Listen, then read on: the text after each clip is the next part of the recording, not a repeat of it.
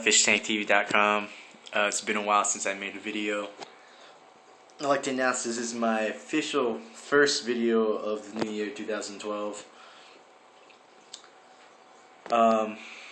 Once again, I apologize for not making a video. Life's been keeping me busy, haven't really had time. As you all know, this tank, I do not live in the same house where this tank is. So I'm just going to throw that out right now. But let me begin by saying what are some major changes so far. And I got some new fish and some new plants. Not particularly new, but still new. Okay, so at the end of, actually just last week I did a big change because I did not visit this tank for about a whole month and it turned to shit. There's a lot of things like overfeeding. 2 was lots of duckweed. 3rd was a blackout, so my timer went out and melted a lot of my plants. So that's why you can see some of this hygrophila and all this stuff on the glass. There's lots of holes in it because of my absence.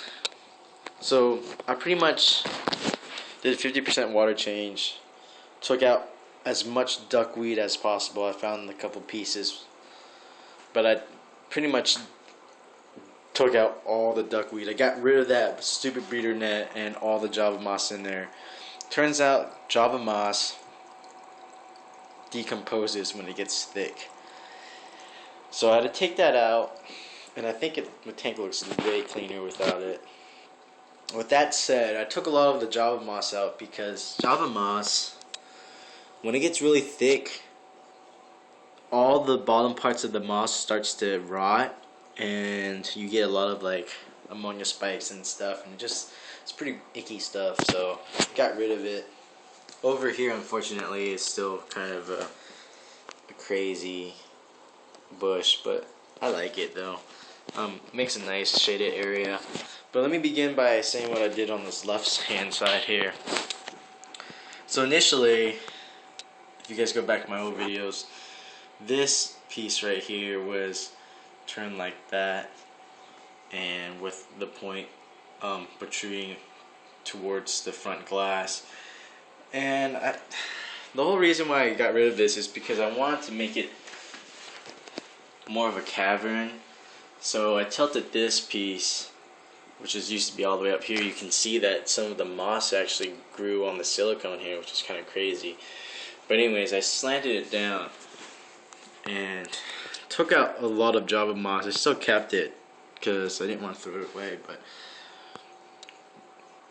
what I thought I was going to do was make it so like it dug down. So I took all the gravel here and sloped it against these 2 logs that I put here.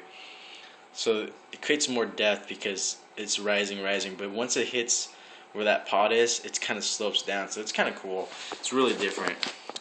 And this piece over here is up against the wall, so it's almost like a barrier. So it's nice because it kind of creates like 2 different sections, almost 3, because of this wall over here, which is, there's a tunnel down there too, so smaller fish like the pygmy cories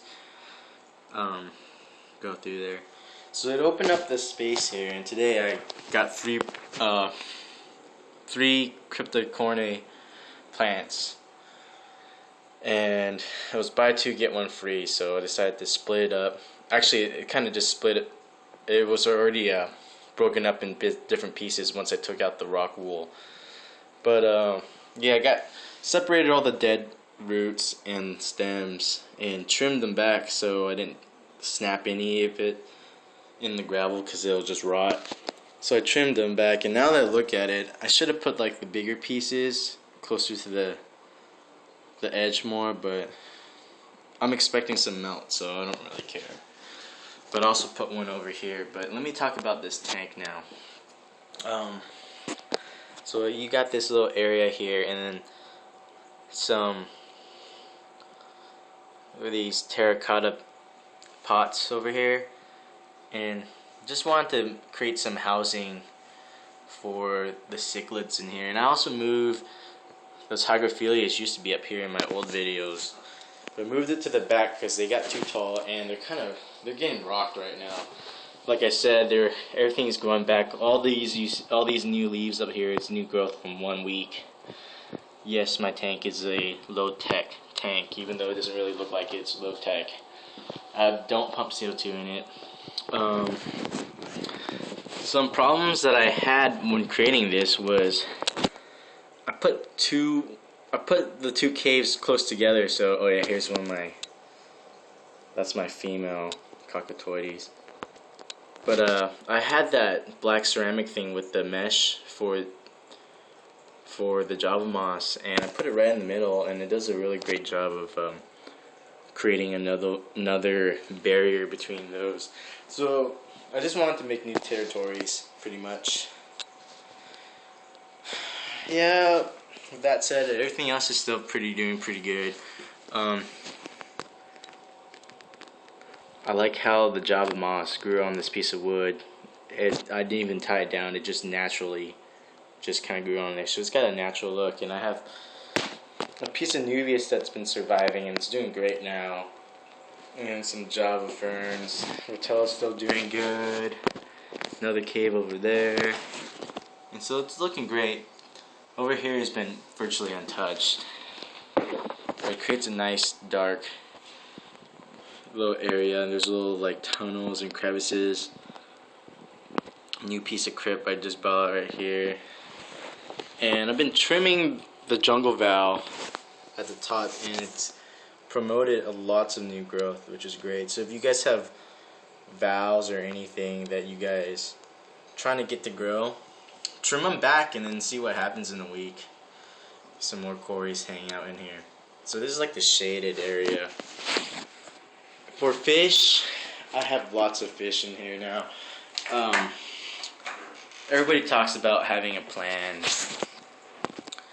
And well, my plan has been going on since I first got this tank. That's like 2004, 2005. I used to keep goldfishes. Then start getting into live plants. Goldfish and plants don't really work out too well. Swapped them.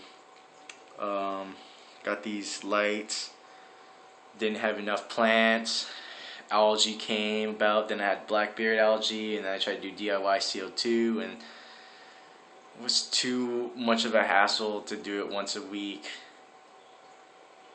And my tank was shit for like 3 years, and then 2 fluvals flooded.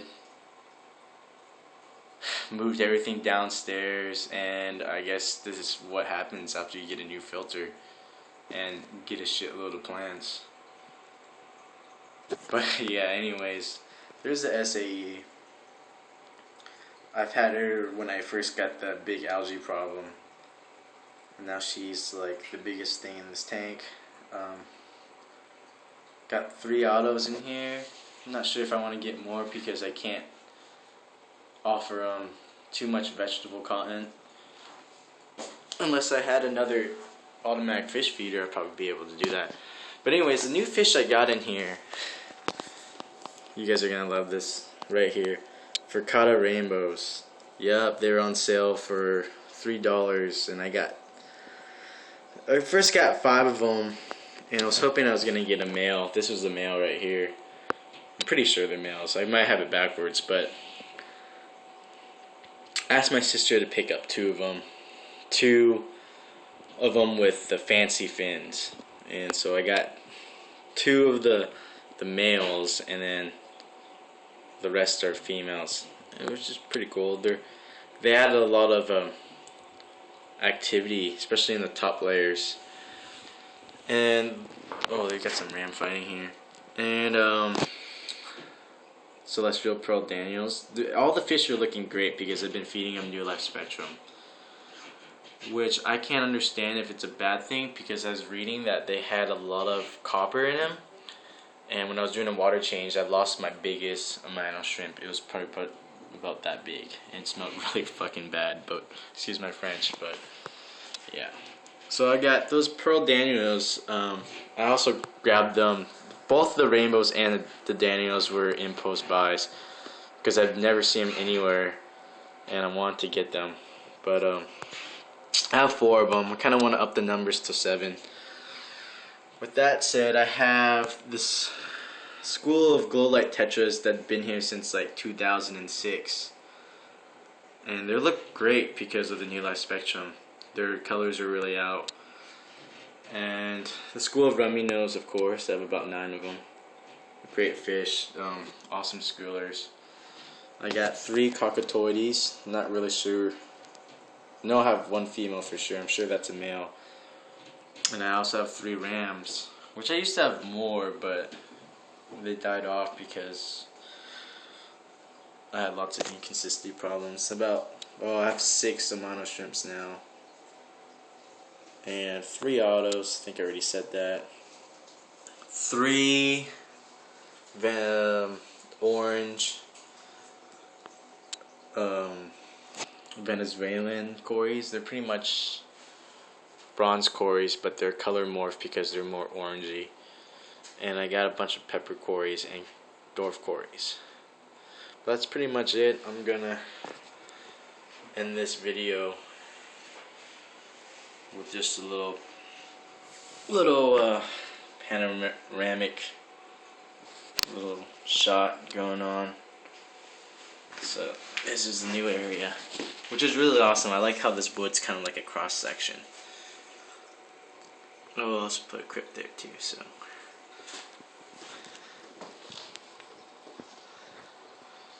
thanks for watching. Sorry about the camera shake.